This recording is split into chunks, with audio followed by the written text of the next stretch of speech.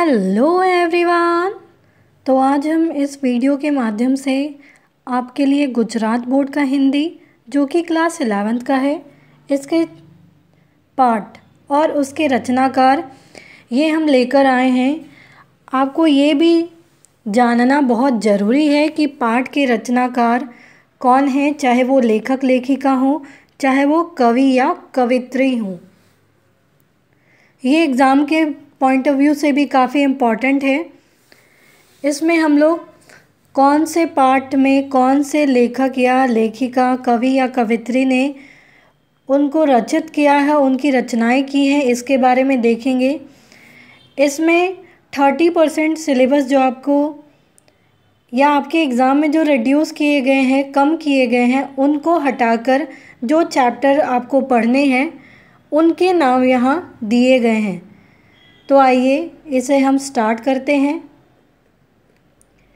सबसे पहला है आपका पाठ, उसके प्रकार, फिर है लेखक लेखिका या कवि कवित्री का नाम। फर्स्ट आपको पढ़ना है साधो देखो जग बौराना। ये पद है जिसे लिखा है कबीर जी ने। सेकंड आपको पढ़ना है बापू की कुटिया में, जो कि एक रेखा चित्र है। अब रेखा चित्र क्या होता है? तो रेखा चित्र किसी भी सत्य घटना की वस्तु हो या व्यक्ति हो, उसका हम लोग चित्रात्मक वर्णन करते हैं। तो किसी भी सत्य घटना के ऊपर जो चित्रात्मक भाषा में वर्णन की जाती है, जैसे हमने पढ़ा भी था बापू की कुटिया में। तो ये बापू महात्मा गांधी के बारे में, कैसे वो रहते थे, कहाँ रहते थे, क्या कार्य करते थे, इन सभी के बारे में, और ये सत्य घटना है। तो ये होता है रेखा चित्र बापू की कुटिया में, जिसे लिखा है राम वृक्ष बेनीपुरी जी ने। थर्ड चैप्टर आपको पढ़ना है पुरानी चीज़ों के पक्ष में, जो कि कविता है, जिसे लिखा है राजेश जोशी जी ने। फोर्थ आपको पढ़ना है चंद्रशेखर आज़ाद, जो कि एक संस्मरण है। संस्मरण क्या होता है? तो अपनी स्मृति के आधार पर, अपनी जो आपने पहले चीज़ें देखी हैं, जो अनुभव किया है, तो अपनी स्मृति के आधार पर किसी भी विषय में या फिर किसी भी व्यक्ति पर जब हम लोग आलेख लिखते हैं, लिखित आलेख लिखते हैं, तो वो होता है संस्मरण, स्मृति के आधार पर। तो चंद्रशेखर आज़ाद के बारे में भी सद्गुरु शरण अवस्थी ने जो पल बिताए, उनको याद करते हुए उन्होंने ये लेख लिखा है। तो ये है संस्मरण और लिखा है सद्गुरु शरण अवस्थी जी ने। फिफ्थ है शिक्षक के नाम पत्र, जो कि पद्यानुवाद है। पद्यानुवाद क्या होता है?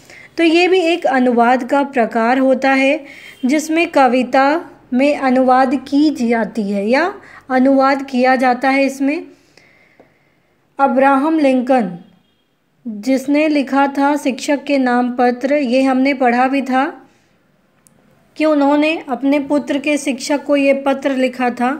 तो ये कविता का अनुवाद किया गया है, इसीलिए यहाँ लिखा गया है पद्यानुवाद। 6th चैप्टर आपको पढ़ना है परशुराम लक्ष्मण संवाद।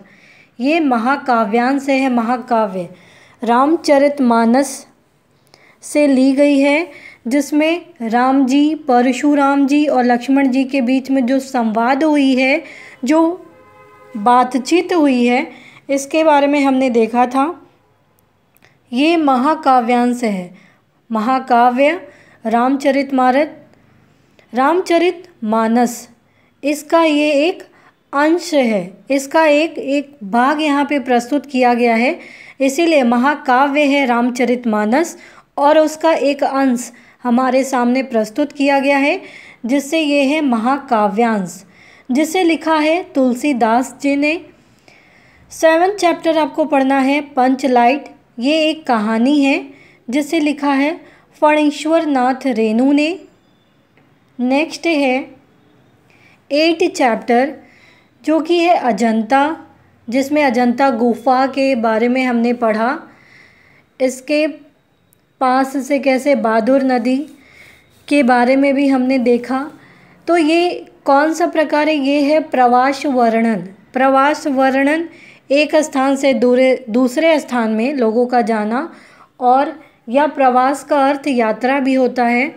तो उसका वर्णन करना, उसका वर्णन करते हुए ये एक लेख लिखा गया है, जो लिखा है भगवत शरण उपाध्याय जी ने। 9th है दुख चैप्टर, जिसे लिखा है यशपाल जी ने, जो कि एक कहानी है। तो ये हमें सारे लेखक लेखिका के नाम हमें याद होने चाहिए कि कौन सा पाठ किस लेखक के द्वारा या लेखिका के द्वारा लिखा गया है। 10th चैप्टर पढ़ना है आपको, वो है कदम मिलाकर चलना होगा। ये काफ़ी ही अच्छी कविता है। आप इसे पढ़ोगे तो आपको समझ में आएगा कि किस प्रकार हम सब लोगों को एकता के साथ कदम मिलाकर चलना चाहिए, जिससे अपनी मंजिल को प्राप्त करना और भी ज़्यादा आसान हो जाए। ये एक गीत है जो कि वाजपेयी जी ने लिखी है। तो कदम मिलाकर चलना होगा, ये गीत है जिसको लिखा है अटल बिहारी वाजपेयी जी ने। 11th है नन्हा सा पौधा, जो कि एकांकी है। एकांकी यानी एक अंक वाला नाटक। ये एक नाटक है जिसका एक अंक यहाँ पे प्रस्तुत किया गया है, जिसे लिखा है लक्ष्मी नारायण लाल जी ने। 12th चैप्टर आपको पढ़ना है कल्पना शक्ति, जो कि एक निबंध है। अब निबंध क्या होता है? तो निबंध में हम लोग देखते हैं कि ये एक गद्य लेखन होता है, जिसमें शब्द का प्रयोग किसी विषय की तार्किक या फिर बौद्धिक विवेचना वाले लेखों के लिए निबंध का प्रयोग किया जाता है। अगर आप इसके बारे में और ज़्यादा जानेंगे तो ये संदर्भ के रूप में रचना या प्रस्ताव का भी इसमें उल्लेख किया जाता है। तो कल्पना शक्ति भी एक निबंध है जिसमें बौद्धिक विवेचना या तार्किक विवेचना करते हुए लेख लिखे गए हैं। ये किसने लिखा है? ये लिखा है बाल कृष्ण भट्ट जी ने। इसके बाद है गज़ल,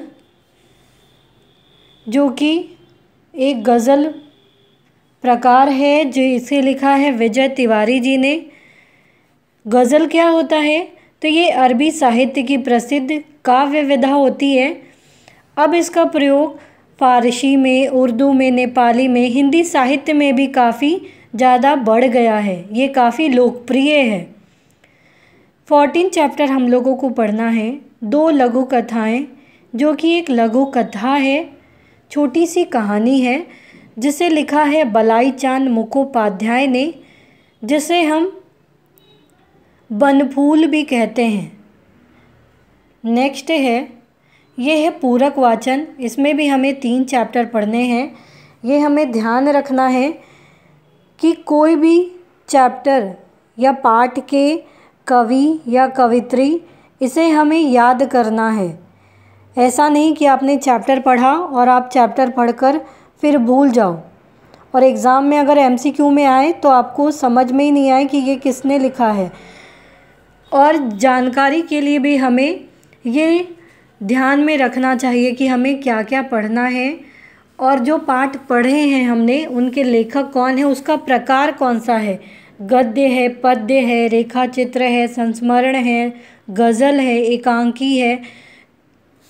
तो उसी प्रकार से इन सभी बातों का हमें ध्यान रखना है। तो पूरक वाचन में 4 चैप्टर है, 4 में से आपको 3 पढ़ने हैं, जिसमें पहला नाम है गुड गुड माय सन। ये एक विज्ञान कथा है, विज्ञान के बारे में एक कथा है, जिसे लिखा है रविंद्र अंधारिया जी ने। 2nd चैप्टर आपको पढ़ना है कट गए पेड़ परदेसिन भई छाँव रे।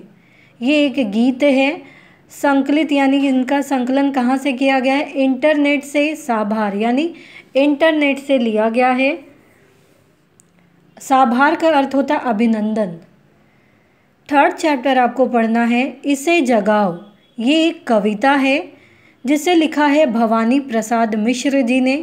तो इस प्रकार से हमने देखा कि कौन कौन से पाठ 30% सिलेबस रिड्यूस करने के बाद आपको पढ़ने हैं। तो उम्मीद है ये आपको समझ में आए होंगे। तो प्लीज़ आप इस वीडियो को लाइक करना, सब्सक्राइब करना, ज़्यादा से ज़्यादा शेयर करना ना भूलें। Thank you.